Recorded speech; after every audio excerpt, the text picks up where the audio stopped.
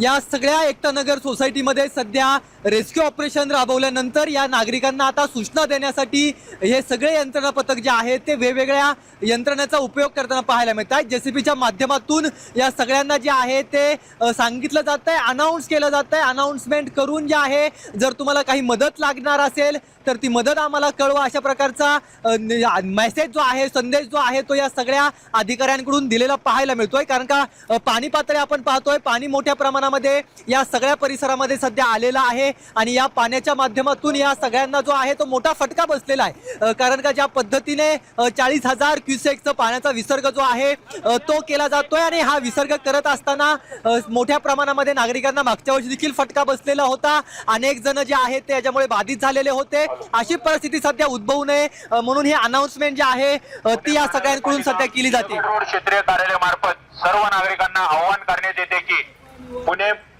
खडकवासला धरणातून 39,000 क्युसेक्स पाण्याचा विसर्ग सोडण्यात आलेला असून सर्व नागरिकांनी सतर्क राहावे व आपापली वाहने सुरक्षित ठिकाणी स्थलांतर करावे। तसेच बाधित कुटुंबांकरिता पुणे महानगरपालिकेमार्फत सन सिटी बॅडमिंटन हॉल येथे तात्पुरती राहण्याची सोय करण्यात आलेली आहे।